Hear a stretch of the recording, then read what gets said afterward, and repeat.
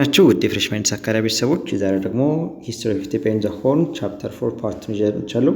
በፓርት 2 ኮኦፕሬሽን ኮምፒቲሽን ኤንድ ኮንፍሊክት ቢትዊን ክርስቲያን ኤንድ ሙስሊም ራይቫል ፓወርስ የሚለውን ኮንሰፕት እንመለከታለን። ያ ማለት በሙስሊም እና በክርስቲያን ሃይላንድ ኪንግደም የነበረው የኮኦፕሬሽን ወይም ደግሞ አብሮ መስራት ኮምፒቲሽን፣ በመካከላቸው የነበረው ፉክክር እንዲሁም ደግሞ ከዛ በዘለለ ጦርነት ምን ይመስላል የሚለውን እንመለከታለን። በ14ኛው ክፍለ ዘመን መጨረሻ አካባቢ የሙስሊም ኮሚኒቲዎች በጣም ፍሎሪሽ ያደረጉበት ወይም ደግሞ በንግድ በኢኮኖሚ የበለጸጉበት ነገር ነበርና በተለይ ሸዋ፣ ኢፋት፣ ፋታጋር፣ ዳውሮ፣ ሀዲያ፣ ባሌ፣ አዳል የተባሉት ማለት ነው። እነዚህ እንትን ያሉበት ነበር። በነገራችን ላይ እዚህ ቶፒክ ላይ ኮንሴፕቹዋል የሆኑ ጥያቄዎች ይመጣል። በክርስቲያን ሃይላንድ ኪንግደም እና በሙስሊም ስልጣናቶች መካከል ሶስት እንትኖች ዋና ጌም ኦፍ ዘ ትሮን የሚባለው ነገር የመጣው በሶስት ፋክተሮች ነበር። የመጀመሪያው ትሬድ ነው፣ ሁለተኛው ቴሪቶሪ ነው፣ ሶስተኛው ፌዝ ነው። ትሬድ የምንለው በመካከላቸው የነበረ የንግድ ግንኙነት ነው። በተለይ ደግሞ ዘይላ አካባቢ የሙስሊም ስልጣኔቶች ኮንትሮል ያደረጉት ስለነበረ በዛ ደግሞ ኢምፖርት ኤክስፖርት ለማድረግ ክርስቲያኖች ይጠቀሙበት ነበር። ያ ነገር ትሬድ አስተሳስሯቸው ነበር ማለት ነው። ሁለተኛው ቴሪቶሪ ነው፣ ግዛት ነው የነበረ። ሶስተኛው ደግሞ ፌዝ እምነት ነው ማለት ነው።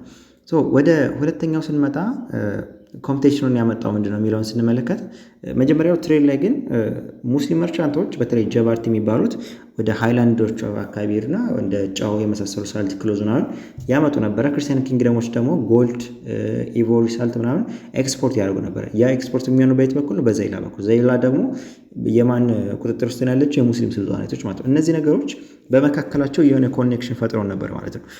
ሌላው በሁለታቸው መካከል ታዲያ ኮምፒቲሽን የፈጠረው ምንድነው የሚለውን ስንመለከት who gets the tax ነው በቃ ጥያቄያቸው። በነዛ ንግድ መስመሮች የሚገኘውን ቀረጥ ወይም ግብር ታክስ ማን ነው የሚያገኘው፣ ማን ነው የሚገብረው የሚለውን ነገር ነበር የሚመለከቱት ማለት ነው። በተለይ ደግሞ የክርስቲያን ሃይላንድ ኪንግደሞች ፓወርፉል በሚሆኑበት ጊዜ ለምሳሌ በአምደ ጽዮን ዘመን ምናምን የሙስሊም ስልጣኔቶች ለክርስቲያኖቹ ምን ያደርጋሉ? ግብር ይገብራሉ ማለት ነው። ግብር ያስገቡ ነበር። ነገር ግን የክርስቲያን ሃይላንድ ኪንግደሞች ደግሞ ትንሽ ቀዝቀዝ በሚሉበት ጊዜ ወይም ደግሞ ደካማ በሚሆኑበት ጊዜ የሙስሊም ስልጣኔቶች አይ ግብር አንከፍልም ብለው ያቆሙት ነበር ማለት ነው። ያ ነገር ኮምፒቲሽኑን በደንብ ጨምሮት ነበር ማለት ነው። ታዲያ እንደዛ ከሆነ ለምንድን ነው የክርስቲያን ሃይላንድ ኪንግደም እና የሙስሊም ስልጣኔት የሚባለው ማለት በሙስሊም እና በክርስቲያን መካከል የሚባለው ይሄ ኮምፒቲሽን ኮንፍሊክት የሚለው ስንመለከት ይሄ ሪሊጂኑ ወይም ደግሞ ሃይማኖቱ አይዲዮሎጂካል ጀስቲፊኬሽን ነበረ። ያ ማለት ምን ማለት ነው? ሃይማኖቱን እንደ ሽፋን ነበር የሚጠቀሙት። ክርስቲያኖችም አይ ሙስሊሞች እንደዚህ በለጡን እንደዚህ ይሉ ነበር። ሙስሊሞቹም ደግሞ ሁለት ነገር ይዘው ነበር የሚነሱት። ሙስሊም መሪዎች ህዝባቸውን ሲቀሳቀሱ አንደኛው ነገር ከተሳካልን በቃ እንወርሳለን፣ ክርስቲያኖችን እናጠፋቸዋለን፣ ወይ ደግሞ ማለት መሬታቸውን እንወስዳለን። መሬት ስላለ በተለይ ደግሞ ወደ ሰሜኑ አካባቢ ስለነበር ክርስቲያን ላይ ኪንግደም ነበረው። ያኛው ደግሞ የሙስሊሞቹ እንደ ሶማሌ ሀረር አካባቢ ስለነበር በረሃማ ቦታዎች ስለነበሩ በቃ በደንብ ጥሩ ነገር ስላለ እሱን እናገኛለን። ካልተሳካልን ብንሞትም ደግሞ በቃ ጂሃድ ነው ጽድቅ ነው ብለው ከሃይማኖት ጋር ኮኔክት ለማድረግ ይሞክሩ ነበር ማለት ነው። እነዚህ ነገሮች ስለነበሩ ሃይማኖትን እንደ ሽፋን ይጠቀሙት ነበር፣ ሁለታቸውም ህዝባቸውን ለመቀስቀስ ማለት ነው። ይህን ከነዚህ ኢንትሮዳክሽን አዳል ወደሚለው የሙስሊም ስልጣኔት እንሄዳለን ማለት ነው። ከነዚህ መካከል ከነበሩት አዳል ስልጣኔት እንግዲህ የስሞል ስልጣኔት ነው። ሳውዝ ኦፍ ኢፋት ወይም ደግሞ ከኢፋት ስልጣኔት በስከ ደቡብ በኩል የሚገኝ ትንሽዬ የሙስሊም ስልጣኔት ናት ማለት ነው። ይህ ሱልጣኔት ተዳ በወላስማ ሩለር ኦፍ ኢፋት በ1288 ተይዞ ነበረ። እነዚህ ወላስማ ሩለሮች ማግዙማይት ዳይናስቲ ኦፍ የሚባለውን የሸዋ ውስጥ የሚገኝ የማግዙማይት ዳይናስቲ የሚባል ነበረ። እሱን ዲፊት ካደረገ በኋላ ወይም ደግሞ እሱን ካሸነፉ በኋላ የኢፋት መሪዎች ማለት ነው ወላስማዎች መጥተው ደግሞ ማንን ተቆጣጥረው ነበር ማለት ነው? አዳልን ተቆጣጥረው ነበር ማለት ነው። አዳልን ተቆጣጥረው ነበረ። ከዛ በኋላ ደግሞ 1288 ላይ አዳል መልሳ ምንን አግኝታለች? ነፃነቷን አግኝታለች። ይህ ነፃነት ያገኘች ሶፕሬት ኢንዲፔንደንት ዱሪንግ ዘ ኮንፍሊክት ቢትዊን አምደ ጽዮን ለማለት ነው። ይሄኛው ሜድ ጽዮን የሚለው ኤንድ ሙስሊም ኮሚኒቲስ በሙስሊም ኮሚኒቲስ እና ወይ በሙስሊም ስልጣኔቶች እና በአምደ ጽዮን መካከል ጦርነት ስለነበረ በዛ መካከል አጋጣሚውን ተጠቅማ አዳል ምን አገኘች ማለት ነው? ኢንዲፔንደንቷን አገኘች ማለት ነው። ከ1288 በኋላ ማለት ነው። ያንን ካገኘች በኋላ ታዲያ ከማን ጋር? ከወላስማ ሩለሮች ወይም ደግሞ ጃማላድን የሚባል የወላስማ ወይም ደግሞ የኢፋት መሪ ነበረ። ያው ወላስማ የኢፋት መሪዎች ታይትላቸው ነው። እሱ ነበረ። ከሱ ጋር ምን አደረገች? አሊያንስ የአንድነት ውል ፈረመች ማለት ነው። ግን ደግሞ ይሄ ውል ስኬታማ ማለት ይህን ውል ከተፈራረሙ በኋላ ወደ ማን ድፊት አደረጋቸው ማለት ነው? አምደ ጽዮን አሸነፋቸው ማለት ነው። በአምደ ጽዮን ድፊት ተደረጉ። አዳል ከኢፋት ጋር ኮላብ ለማድረግ ሞከረች፣ አብራ ለመስራት ሞከረች። ዩናይት አድርገው አንድ ላይ ሆነው የክርስቲያን አይላንድ ኪንግደም ወይም ደግሞ አምደ ጽዮንን ዲፊት ለማድረግ ግን አልተሳካላቸውም። አምደ ጽዮን እነሱ ምን አደረጋቸው ማለት ነው? ዲፊት አደረጋቸው ማለት ነው። ከዛ በኋላ በ1415 ላይ እስከ 1415 ድረስ አዳል በማን ቁጥጥር ስር ሆነች ማለት ነው? በኢፋት ቁጥጥር ስር ሆነች ማለት ነው። እስከ መቼ ድረስ? እስከ 1415 ድረስ ማለት ነው። ከዛ በኋላ ግን 1415 ላይ ዘይላ በማን ቁጥጥር ስር ዋለ? በኪንግ ይስሐቅ ቁጥጥር ስር ዋለ ማለት። ኪንግ ይስሐቅ ማለት ነው ከክርስቲያን አይላንድ ኪንግደም ሳይድ የነበረው ኪንግ ማለት ነው። ታዲያ ከዛ በኋላ ምንድነው የሆነው? ወላስማ ሱልጣኔት ወይም ደግሞ የኢፋት ሱልጣኔቶች ያን አካባቢ ይቆጣጠሩት ነበር ብለናል። የወላስ ሱልጣኔት የሆነው ሱልጣን ሳዳድን አቡል ባረከት መሐመድ አህመድ የሚባለው መሪ ምን ተባለ ማለት ነው? ተገደለ። ይሄ ከተገደለ በኋላ ታዲያ የነዚህ የወላስማ ፋሚሊ ወይም ደግሞ የወላስማ ፋሚሊ የሚባሉት የኢፋት ውስጥ የነበሩ ባለስልጣኖቹ ማለት እነሱ እንትኖች ወደ ማን ሸሹ ማለት? ወደ የመን ሸሹ። ወደ የመን ሸሹ። ከማን የሸሹት? ከክርስቲያን አይላንድ ኪንግደም ፓርት ማለት ነው። ወደ የመን ከሸሹ በኋላ ግን ምን ተፈጠረ? ወደ ኋላ ተመለሱ። የመን ከሆነ ከቆዩ በኋላ ወደ ኋላ ተመለሱና ወደ ማን ጋር ተቀላቀሉ? ወደ አዳል ተቀላቀሉና ሱልጣኔት ኦፍ ኢፋት የሚለውን ታይትል ተውትና ወደ ማን ተመለሱ ማለት ነው? ሱልጣኔት ኦፍ አዳል ብለው ራሳቸውን ሰየሙ ማለት ነው። ግን የኢፋት ሱልጣኔት የነበረበት ቦታ ለክርስቲያን አታክ ምን ነበረ ማለት ነው? ምቹ ነበረ። ያ የነበረ ወይም ደግሞ ቅርብ ነበረ። በዚህ ጊዜ ምን አደረጉ? ሴንተራቸውን ወይም ደግሞ የፖለቲካ ሴንተራቸውን እነዚህ የወላስማ ፋሚሊዎች ከተመለሱ በኋላ ማለት ነው ፋሚሊያቸውን ሳውት ኔም ዳካር ብለው ኤስት ኦፍ ሀረር ላይ መሰረቱ ማለት ነው። ወደ ከማን ሸሽተው? ከክርስቲያን አይላንድ ኪንግደም ሸሽተው ማለት ነው። ይሄ ነገር ምን ፈጠረ ማለት ነው? ሺፍት እንዳደርጉ አደረጋቸው። ከክርስቲያን አይላንድ ኪንግደሙ እንዲርቁና ምን እንዲሆኑ ማለት ነው?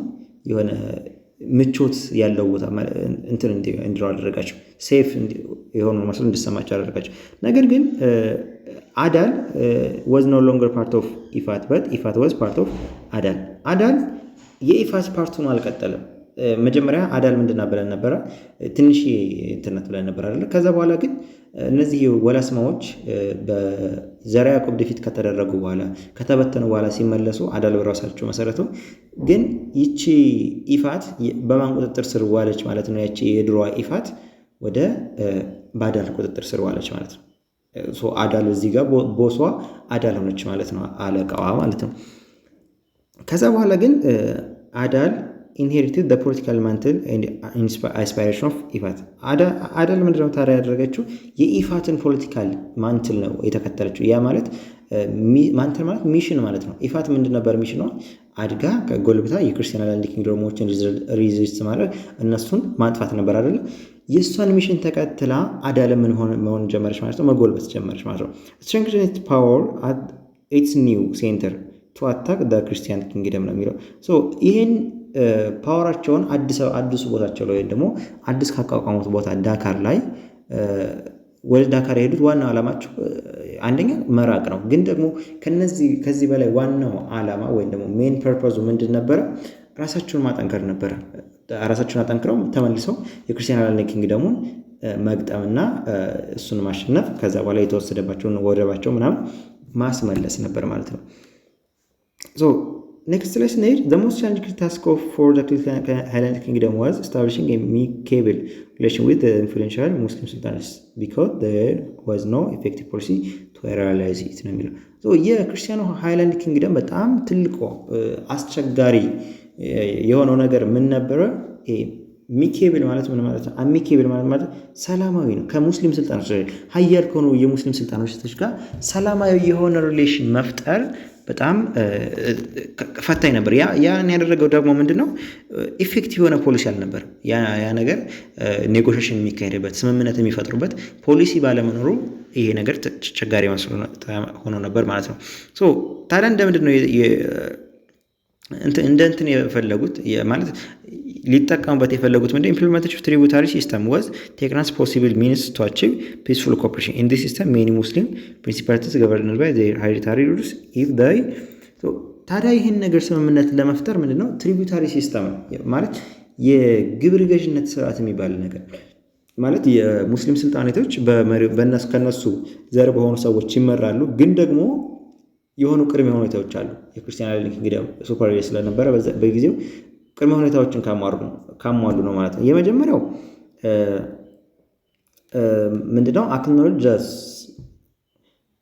አክኖሎጅ ዘ ሱዘረኒቲ ኦፍ ዘ ክርስቲያን ሞናርኪ ነው የሚለው። የመጀመሪያ ምንድነው የክርስቲያኑን ሃይላንድ ኪንግደም ወይ የክርስቲያኑ ንጉስ የበላይነት መቀበል አለባቸው። እነዚህ እንትኖች በራሳቸው መሪዎች እንዲመሩ የሙስሊም ስልጣኔቶች ማለት ነው የክርስቲያን ሃይላንድ ኪንግደሙን የበላይነት መረዳት አለባቸው ወይም ደግሞ መቀበል አለባቸው።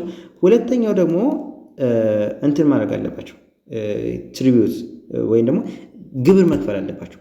ግብር መክፈል ብቻ አይደለም የክርስቲያን ሃይላንድ ኪንግደም ትሬደሮች ወደ ኮስት በሚሄዱበት ጊዜ ወደ ድንበር ወደ ዘይላ ምናምን በሚሄዱበት ጊዜ ምን ማድረግ አለባቸው ማለት ነው ሰላም መፍጠር አለ ማለት ዋስትና መስጠት አለባቸው እንዳልፉ ማድረግ አለባቸው። ይህን ነገር ከተቀበሉ የሙስሊም ስልጣናቶች ትሪቢዩታሪ ሲስተም ወይም ደግሞ በእነሱ ሰዎች ይመራሉ በሄሪታሪያቸው ሰዎች ይመሩ ነበር ማለት ነው። እነዚህ ሄሪታሪ ሰዎች ግን ከነዚህኞቹ ጋር እንትን ማድረግ ነበረባቸው ማለት ነው። ያ ነገር ሁለታቸውንም እንትን ብሏቸዋል ጠቅሟቸው ነበረ። benefited both purchase because both desire security on the respective areas of their trade routes. ሁለታቸውም ጠቅሟቸው ነበር። ያ ማለት ነው ሁለቱም በየግዛታቸው ያለውን የንግድ መስመር ሰላማዊ ማድረግ ይፈልጋሉ። ንግዳቸው እንዳይስተጓጎል ይፈልጋሉ። ክርስቲያኖችም ባሉበት አካባቢ ሙስሊሞችም። እነዚህ ሁለቱ ከተስማሙ ለሁለታቸው ምቹ ነበር ማለት ነው። ሌላው ደግሞ በክርስቲያንና በሃይላንድ ኪንግደም እና በሙስሊም ሱልጣኔቶች መካከል የነበሩት እንትኖቹ ማለት ኮዞቹ ምን ነበሩ፣ የግጭቶቹ ኮዞች ምን ነበሩ የሚለውን ስንመለከት የመጀመሪያው the desire for economic and political ሄጅሞኒ ነው። በክርስቲያኖችና በእነሱ መካከል የኢኮኖሚና የፖለቲካዊ የበላይነት ወይም ደግሞ ሄጅሞኒን የመፈለግ ፍላጎት ነበረ። ሁለቱም ቀርጠናውን በበላይነት መምራት ይፈልጋሉ። የትሬድ ሩቱን ምናምን መቆጣጠር ይፈልጋሉ። ክርስቲያኖችም ይፈልጋሉ፣ ሙስሊም ስልጣኔቶችም ይፈልጋሉ። ይህን ሲፈልጉ ስለነበረ ይሄ ነገር አንድ የፈጠረው እንትን ነበር ማለት ነው። ሁለተኛው ደግሞ the refusal to pay ትሪቢዩት ነው ወይም ደግሞ ግብር ለመክፈል ፈቃደኛ ለመሆኑ ማለት አንዱ ለአንዱ መገበር አይፈልግም፣ መገዛት ስለማይፈልግ አንዱ ለአንዱ ማለት ነው። ሶስተኛ ደግሞ the prevention of free passage of messengers and agents on the trade routes of the coast ነው የሚለው። ሶስተኛው ደግሞ በባህር ጠረፍ በንግድ መስመሮች ላይ መልእክተኞችን፣ ወኪሎችን፣ ነጋዴዎችን በነፃነት እንዳያልፉ መከልከል። ለምሳሌ በክርስቲያን ኪንግደም ያሉት ዘይላ ምናምን ሲሄዱ የሚከለክሏቸው ከሆነ የሙስሊም ስልጣኔቶች ወደ ሱዳን ምናምን ሲሄዱ ክርስቲያን ኪንግደሞች የሚከለክሏቸው ከሆነ እነዚህ ሶስቱ ነገሮች ምንድን ፈጥረው ነበር ማለት ነው? በመካከላቸው ኮንፍሊክት የፈጠሩ ነገሮች ነበሩ ማለት ነው። ታዲያ ይኩኖ አምላክ ወደ እንትኖችን ይኩኖ አምላክ የይፋትን ሱልጣኔት በማሸነፍ እንትን አድርጓቸው ነበር፣ ወደ ለሱ እንዲገብሩ አድርጓቸው ነበር ማለት ነው። ኢፋቱል ሀቃዲን the first attacked Christian kingdom in 1328, arrested the Christian servant of the emperor on the trade coast, crushed the plan to attack Ifat Sultan Sabraddin Darurar and the Hadia king Amano in 1332. In return, the Sultan made attack on Ifat ruler Fatagar, Hadia and Dauro ይላል። ይሄ ማለት ምን ማለት ነው? ሀቃዲን ፈርስት የተባለው የኢፋት ሩለር ክርስቲያን ኪንግደምን በ1328 ላይ አታክ ፈጸመባቸው ማለት ነው። በዛ ጊዜ እና አታክ ከፈጸመ በኋላ ይሄን የኢምፐረሩን ትሬድ ኮስት ላይ የነበረውን የክርስቲያን ሰርቫንት ወይም ደግሞ የክርስቲያኑን ነጋዴ ወይም ደግሞ የንጉሱን አገልጋይ አሰረ ማለት ነው፣ ከክርስቲያን ኪንግደም ላይ ጥቃት በመፈጸም። ከዛ በኋላ ደግሞ ምን አደረገ? የይፋቱ ሱልጣኔት ሳብረዲን የይፋቱ ሱልጣን ሳብረዲን ከዳውሮ ሃይድራ እና ከሃዲያው ኪንግ አማኖ ጋር በመሆን አምደ ጽዮንን አታክ ለማድረግ ወይ ደግሞ የክርስቲያን ሃይላንድ ኪንግደምን አታክ ለማድረግ ሞክረው ነበር ማለት ነው። ይህን ግን የክርስቲያን ሃይላንድ ኪንግደም አምደ ጽዮን አታካቸውን ምን አድርጎታል ማለት ነው ይሄ ደምስሶ አክሽፎባቸው ግን በተዘነዘረበት ጥቃት ምላሽ በመስጠት እነዚህኞችን የፋታ ጋር ሀዲያ ዳውሮ የተባሉ የሙስሊም ሱልጣናቶችን መልሶ ማጥቃት ፈጽሞ ነበር ማለት ነው። እነሱ እንትኖችን ያሰሩበት አገልጋዩን ያሰሩበት ጥቃት ፈጸሙ። ከዛ ተባብረው ያልጠቁት ሲሞክሩ እሱ በምላሹ ደግሞ ጥቃታቸውን አክሽፎ መልሶ የተስፋፋ ጥቃት ጀመረ ማለት ነው እንደዚህ። ከዛ በኋላ ኦቨርኦል የተለያዩ የሙስሊም ሱልጣናቶችና የክርስቲያን ሃይላንድ ኪንግደም መሪዎች በተለያየ ጊዜ የተለያዩ ጦርነቶችን ሲያደርጉ እንደነበር ነው እዚህ ጋር የሚያሳየን። ለምሳሌ ነዋየ ማርያም ከሀቃድን ሰከንድ ጋር ጦርነት ነበረው። ዳዊት፣ ቴዎድሮስ፣ ይስሐቅ የተባሉ እንደዚህ ጦርነት ነበራቸው። እዚህ ጋር የተዘረዘሩት ሁሉ በክርስቲያን ሃይላንድ ኪንግደም እና በሙስሊም ሱልጣናቶች መካከል የነበሩ ጦርነቶች ናቸው ማለት ነው። በተለይ ደግሞ በዘርዓ ያዕቆብ የአዳልን ሌደር አህመድ ባርሊን የገደለበት ወይም ደግሞ እሱ ጋር ጦርነት የነበረበት ይሄ በጣም ታዋቂው ነው። በ1445 ባትል ኦፍ የጉባ የሚባለው ማለት ነው ተሸንፎ ነበረ። ይሄ ጦርነት የተፈጠረው ደግሞ ለምንድን ነው? አህመድ ባርሊ ለዘርዓ ያዕቆብ ግብር ለመክፈል ፍቃደኛ ስላልነበረ ነው ማለት ነው። ሌሎችም እንደዚሁ መሐመድ አህመድ ከአትሪቢዩት ለባዕደ ማርያም ከፍሎ ነበር ማለት ነው። ትሪቢዩት እንትኑን ግብር ከፍሎ ከዛ በኋላ ሰላማቸው ተመልሶ ነበር ነው የሚልን በ1445 ከ1471 ድረስ ማለት ነው።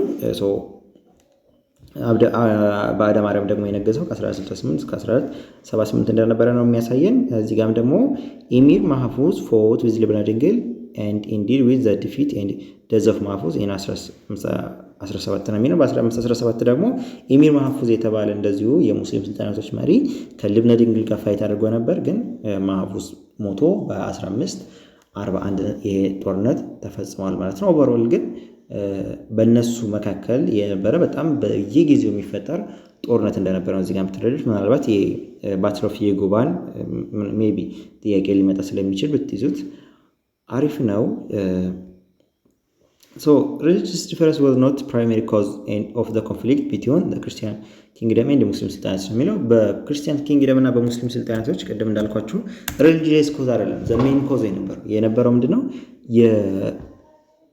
ሞቢላይዜሽን ለፐርፐዝ ነው ሲጠቀሙበት የነበረው ማለት ሃይማኖትን ለምን እንደሚጠቀሙበት የነበረው ለፕሮፓጋንዳ ለአይዲዮሎጂ ነው ሲጠቀሙበት የነበረው እንጂ ዋናው እንትናቸው የነበረው ለማነሳሳት ነው እንጂ ሲጠቀሙበት የነበረው ዋናው ኮንፍሊክታቸው የነበረው ምንድነው ማለት ነው? ኢኮኖሚክ ነው እና ፖለቲካል አስፓይሬሽን ነው ከሪሊጂን ይልቅ ማለት ነው። ሪሊጂን ግን እንደምንድን ነበር የሚታየው ማለት ነው? በቃ እንደ ከቨር ነበር የሚታየው። ጦርነቱን ለማጠንከር ሰዎችን ለማነሳሳት ይጠቀሙበት ነበር ማለት ነው። ሌላው ደግሞ 4.7 ሰፋ ያለ ቶፒክ ስለሆነ እዚህ ጋር እናቆመውና በቀጣይ ቪዲዮ ሰራላችኋለሁ። ለቻናሉ አዲስ ከሆናችሁ ሰብስክራይብ ማድረግ እንዳትረሱ። ሀሳብ አስተያየት፣ እንዲሁም ጥያቄ ካላችሁ ኮመንት ላይ ያስቀምጡልኝ። የቴሌግራም ቻናል ሊንክ ዲስክሪፕሽን ላይ አሊያም ደግሞ ፒን የተደረገው ኮመንት ላይ ማግኘት ትችላላችሁ። በሱ መሰረት ጆይን ማድረግ እንዳትረሱ። አሊያም ደግሞ @freshmindis_academy ብላችሁ ቴሌግራም ላይ ሰርች ብታደርጉ ወይ ደግሞ ፍሬሽማንዲስ አካዳሚ ብላችሁ ሰርች ብታደርጉ ማግኘት ትችላላችሁ ማለት ነው። ይመቻችሁ።